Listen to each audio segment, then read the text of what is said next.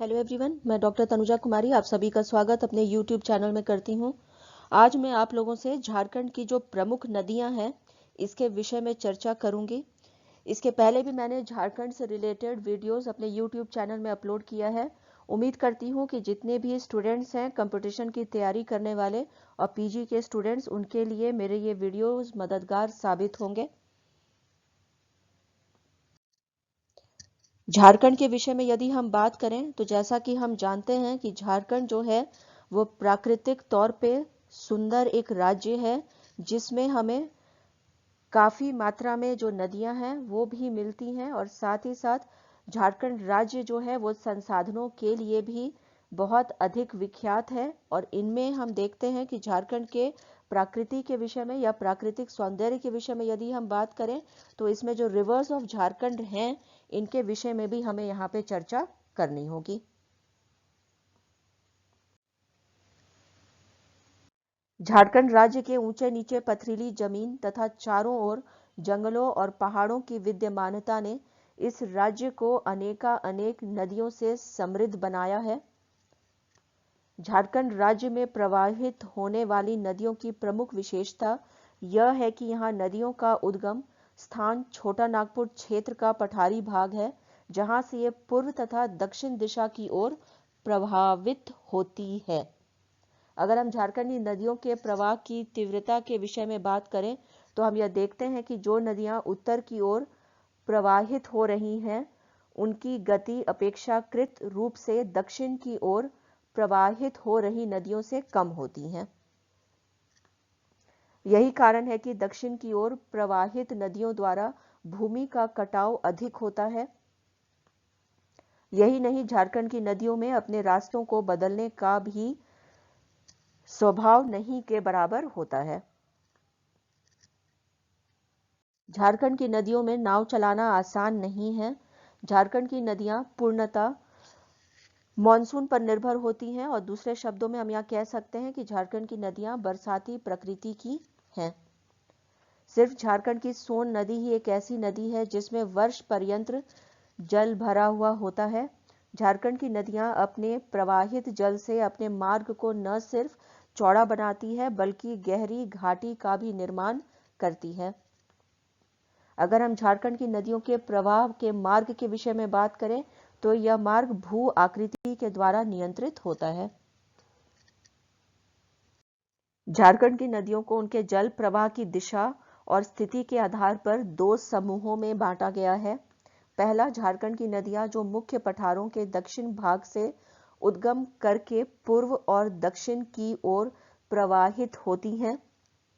दूसरा, जो पठारों से उद्गम होकर उत्तर की ओर प्रवाहित होती हुई गंगा और उसकी सहायक नदियों में मिल जाती है, जिस कारण इन्हें गंगावर्ती नदियों के नाम से भी पुकारा जाता है। अगर हम झारखंड की नदियों में जल की मात्रा के विषय में बात करें तो जुलाई से अक्टूबर तक अधिक तथा जनवरी से जून तक कम होता है। यही कारण है कि झारखंड की नदियां प्रमुखतः छोटे आकार की होती हैं तथा यह सदा नीरा भी नहीं है। अध्ययन की सुविधा हेतु झारखंड में प्रवाहित नदियों का अध्ययन हम इस प्रकार से कर सकते हैं। जैसे कि यहाँ पे फर्स्ट यदि हम चर्चा करें स्वर्ण रेखा नदी के विषय में तो इस नदी का उद्गम स्रोत नगड़ी गांव है, जो रांची से लगभग 15 किलोमीटर दक्षिण पूर्व में अवस्थित है। इस नदी की कुल लंबाई 395 किलोमीटर है तथा यह अपने सफर के दौरान 269 किलोमीटर की दूरी तय करता है। अगर हम इसके सहायक नदियों के विषय में बात करें तो वह खरकई, काची, गारा नाला, शंख नाला, जुमार और राड़ू है। राड़ू सहायक नदी होरहाप से निकलकर सिल्ली से दक्षिण तोरांग रेलवे स्टेशन से दक्षिण पश्चिम में मिलती है। यह नदी जोन्हा के पास गौतम धारा के नाम से पुकारे जाने वाले जल प्रपात का निर्माण करती है। कांची सहायक नदी भी राड़ू के संगम स्थल में दक्षिण से मिलती है तथा दशम जल प्रपात का निर्माण करती है। स्वर्ण रेखा खरकई नदी बेसिन स्वर्ण रेखा पर है। स्वर्ण रेखा खरकई नदी बेसिन 18951 किलोमीटर्स है। स्वर्ण रेखा नदी पर ऋत्विक घटक ने 1965 ईस्वी में बंगाली सिनेमा स्वर्ण रेखा बनाई थी, जिसमें 1947 ईस्वी के बंगाल विभाजन का भी वर्णन हमें मिलता है। यहाँ पे यदि हम एग्जाम्स के कंटेक्स्ट में बात करें तो सबसे पहले जो स्वर्ण रेखा का जो है उद्गम स्रोत कहाँ पे है, इससे रिलेटेड क्वेश्चंस होता है। तो इसका आंसर होगा नगड़ी गांव, जो कि रांची से 15 किलोमीटर की दूरी पर है। इसकी सहायक नदियां के विषय में भी क्वेश्चंस एग्जाम में होते हैं। और साथ ही साथ जो है यह दशम जल प्रपात का निर्माण किस नदी से होता है, तो इसका आंसर यहाँ पे कांची नदी होगा। और स्वर्ण रेखा के विषय में यदि हम बात करें तो ये जो है खरकई जो बेसिन है, नदी बेसिन, इसकी लंबाई कितनी है, इससे रिलेटेड भी क्वेश्चंस एग्जाम में होते हैं। और गौतम धारा जल प्रपात का निर्माण किस नदी से होता है, तो इसका आंसर होगा राणू नदी से। यहाँ पे ऋत्विक घटक से भी रिलेटेड क्वेश्चंस एग्जाम में पूछे जाते हैं। स्वर्ण रेखा नदी के विषय में यदि हम और अधिक बात करें तो सबसे पहले यहाँ पे मैं आप लोगों से चर्चा करना चाहूंगी कि मैंने अपने जो है चर्चा में स्वर्ण रेखा नदी के समय बेसिन शब्द का प्रयोग किया है, जो कि ये अंग्रेजी शब्द है और हिंदी में इसका अर्थ थाल होता है। नदियों के थाल भी भोजन के थाल की तरह होते हैं, जो जल ग्रहण क्षेत्र के आधार पर निर्धारित होती है। स्वर्ण रेखा खरकाई नदी बेसिन में 4 जिलों जैसे कि पूर्वी सिंहभूम जिला, पश्चिमी सिंहभूम जिला, रांची जिला तथा हजारीबाग जिला शामिल है। खरकई नदी का उद्गम उड़ीसा के सिमलीपाट जंगल की पहाड़ी, जहां से यह प्रवाहित होते हुए स्वर्ण रेखा नदी में जमशेदपुर के आदित्यपुर के पास मिल जाती है। खरकई नदी झारखंड में 98 किलोमीटर का रास्ता तय करती है।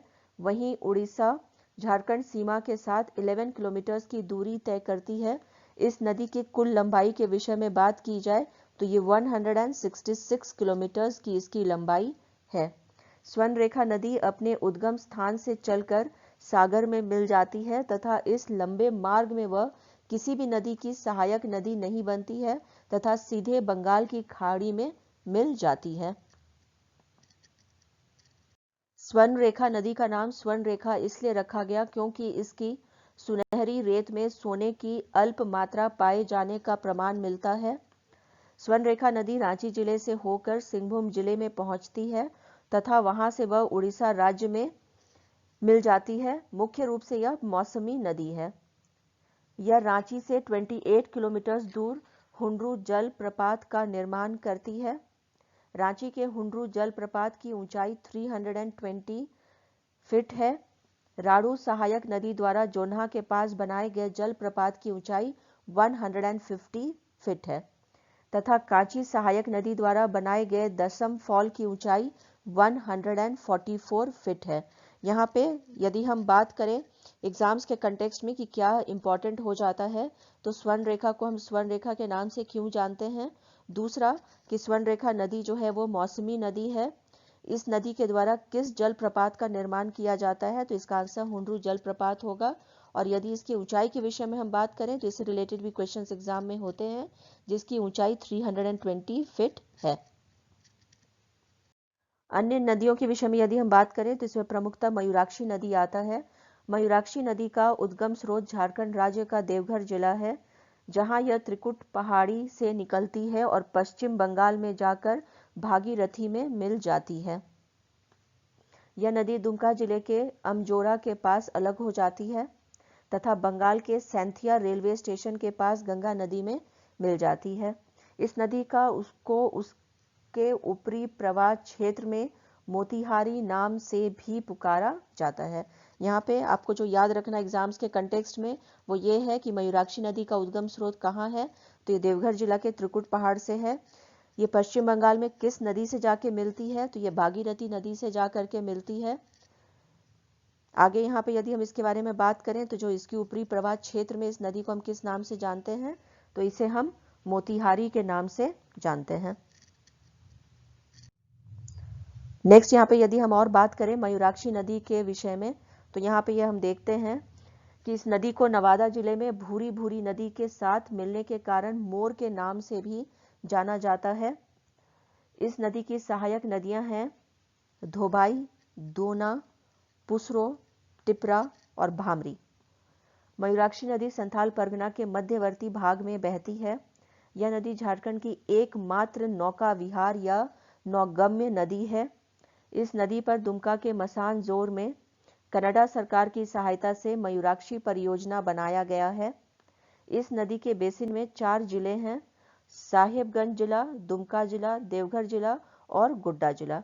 एग्जाम्स के कंटेक्स्ट में यदि हम बात करें तो यहाँ पे जैसा कि मैंने पहले कहा कि कोई भी नदी जो झारखंड का है वो नौका विहार के लिए बहुत अधिक सुविधाजनक नहीं है, परंतु मयूराक्षी नदी जो है वो एकमात्र नौका विहार के लिए जो है इसे जाना जाता है। और साथ ही साथ जो दुमका में इसी नदी पर जो मसान जोर जो डैम है वो बनाया गया है, और ये किसके सहायता से बनाया गया था? तो ये कनाडा सरकार के सहायता से बनाया गया था। इससे रिलेटेड भी क्वेश्चंस एग्जाम में होते हैं। यहाँ पे आपको ये भी याद रखना है कि जो है मयूराक्षी नदी की सहायक नदियाँ कौन कौन सी हैं। तो ये जो है आपके सहायक नदियाँ धोबाई, दोना, पुसरो, टिपरा और भामरी हैं। यहाँ पे मोर नाम से भी जो है मयूराक्षी को जाना जाता है, जहाँ नवादा जिले में वो भूरी भूरी नदी से जाके मिल जाती है। नेक्स्ट यहाँ पे यदि हम गुमानी नदी के विषय में बात करें तो झारखंड की इस नदी का उद्गम स्थान दमाऊ राजमहल के पहाड़ पर अवस्थित जंगल में तेतरिया के पास 380 मीटर की ऊंचाई पर है। यह नदी अपने मार्ग में 12640 किलोमीटर की दूरी तय करती है। गुमानी नदी अपने प्रवाह के अंत में बंगाल में जाकर गंगा नदी में मिल जाती है। दर्मोनाला, परवा इसकी सहायक नदियां हैं। अगर हम गुमानी नदी के बेसिन के विषय में बात करें तो झारखंड राज्य के 2 जिले साहिबगंज और गोड्डा इसमें शामिल है। मराल नदी गुमानी नदी से बरहेट में मिलती है। गुमानी नदी अपने सफर में 30 से 40 मील पहाड़ों के बीच से होती हुई गुजरती है। यदि हम कोआ नदी के विषय में बात करें तो यह नदी 2 नदियों जैसे कि दुलिया और लोहारा के संगम पर निर्मित है। यह झारखंड के गोड्डा पाकुड़ जिले में अवस्थित पहाड़ियों से निकलती है। इस नदी के बेसिन में अनेक छोटी छोटी नदियों को भेना नाम से पुकारा जाता है, जो वास्तव में मरगंगा नाम से पुकारी जाने वाली गंगा की पुरानी धाराएं हैं। यह नदी अपने अंतिम चरण में गंगा नदी में मिल जाती है। इसमें जो है जो आपको याद रखना है, इसे जो है यहाँ पे इस नदी के बेसिन में जो अनेक छोटी छोटी नदियों को भेना नाम से पुकारा जाता है और जो वास्तव में मरगंगा नाम से पुकारा इसे जाता है। और ये नदी जो है किस संगम में निर्मित है? तो ये दुलिया और लोहारा नदी के संगम पर से निर्मित है। नेक्स्ट यहाँ पे यदि हम शंख नदी के विषय में बात करें तो शंख नदी लगभग 1020 मीटर की ऊंचाई से झारखंड राज्य के गुमला जिले के चैनपुर प्रखंड के पहाड़ से इसका उद्गम होता है, जो उड़ीसा में जाकर दक्षिण कोयल नदी में मिल जाती है, जिसे वहां ब्राह्मणी नदी कहकर पुकारा जाता है। उड़ीसा के अतिरिक्त इस नदी के बेसिन क्षेत्र में मध्य प्रदेश भी है। झारखंड के 2 जिले गुमला और पलामू इसके बेसिन क्षेत्र में हैं। इसकी प्रमुख सहायक नदियां लुरगी, छिंदा, वासा, सप्ती, कोदारी, डंगोजोर, वंदनजोर, एजेकदा और चिर्रा है। शंख नदी अपने मार्ग में राजा डेरा के नजदीक 200 फीट ऊंचा जलप्रपात बनाती है, जिसे हम सदनी घाघ जलप्रपात के नाम से जानते हैं। यह नदी अपने मार्ग के प्रारंभ में 2000 फीट गहरी खाई का निर्माण भी करती है। तो यहाँ पे जो इम्पोर्टेंट है एग्जाम्स के कंटेक्स्ट में वो ये है कि शंख नदी के द्वारा किस जलप्रपात का निर्माण होता है? तो यह सदनी घाघ जलप्रपात होगा, और साथ ही जो इसकी सहायक नदियां हैं इससे भी रिलेटेड क्वेश्चंस एग्जाम में होते हैं। नेक्स्ट यहाँ पे यदि हम दक्षिण कोयल नदी के विषय में बात करें तो दक्षिण कोयल नदी का उद्गम स्थल रांची जिले के रातू प्रखंड के नगड़ी गांव में है। यह नदी अपने यात्रा के अंत में उड़ीसा राज्य में राउरकेला में गंगापुर के निकट शंख नदी में मिल जाती है तथा इसके आगे उसे ब्राह्मणी नदी के नाम से जाना जाता है।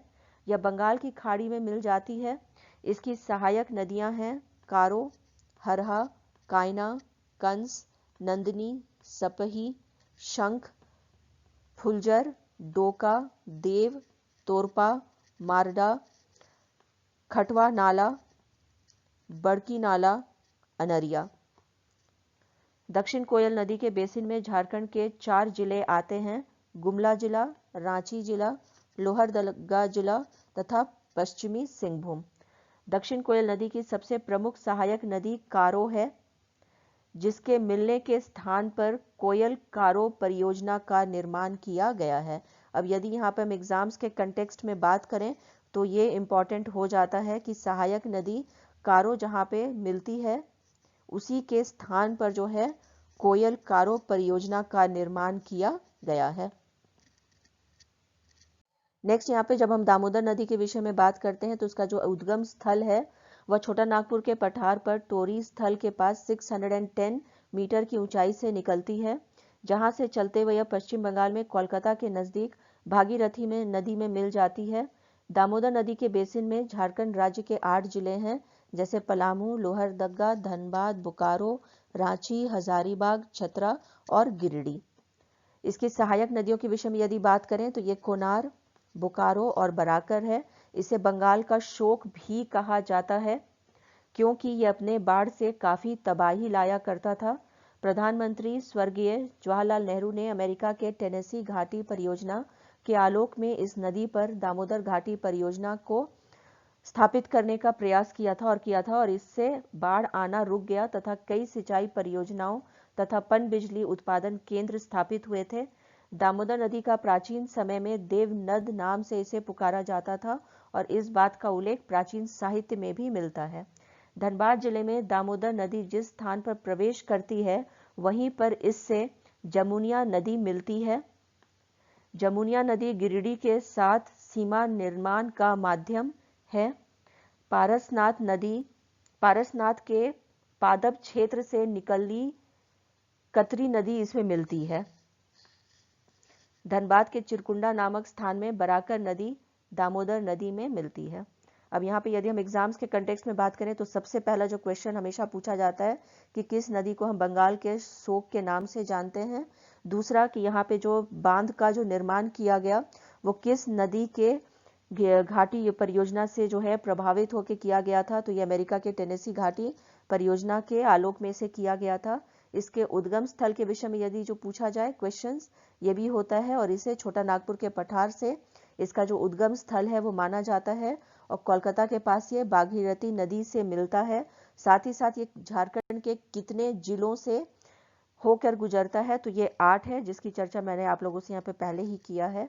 और साथ ही साथ इसे प्राचीन समय में किस नाम से जाना जाता था, तो ये देवनद है।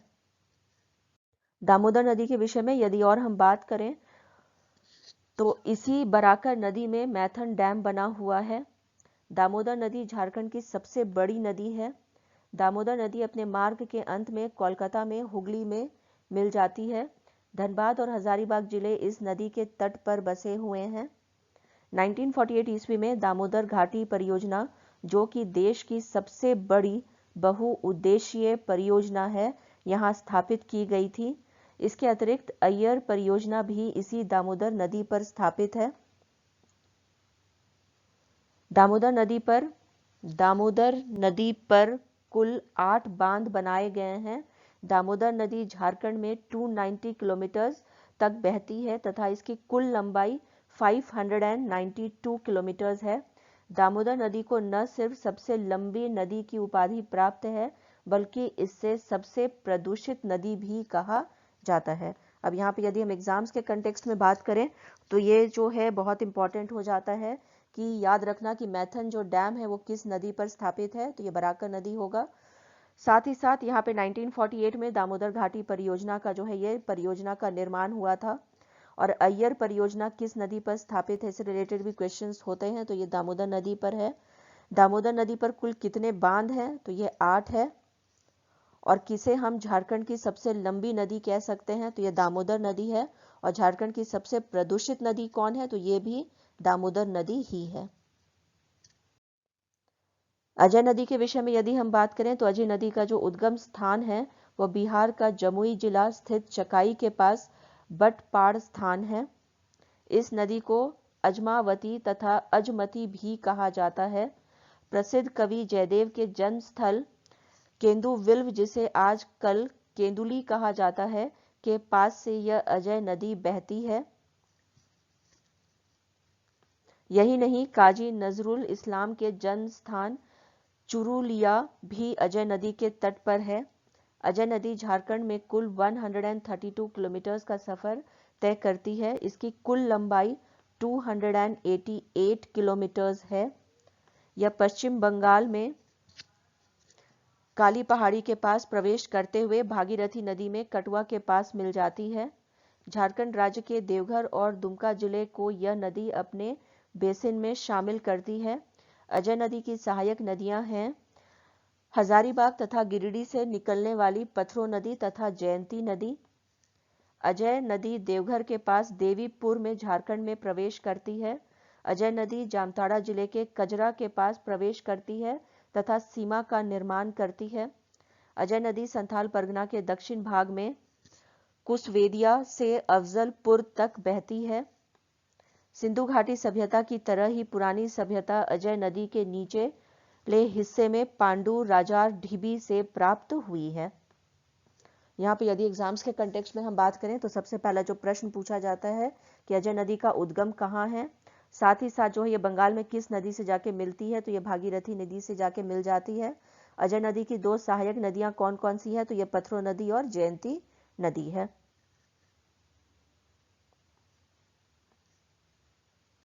इसी के साथ अपने इस चर्चा को यहीं पे विराम देती हूँ। नेक्स्ट वीडियो में मैं झारखंड की जो अन्य प्रमुख नदियां हैं इसके विषय में चर्चा करूंगी। यदि आप लोगों को आज का ये वीडियो पसंद आया हो तो प्लीज़ इसे लाइक करें और शेयर करें तथा मेरे YouTube चैनल को सब्सक्राइब करें। Thank you. Stay connected.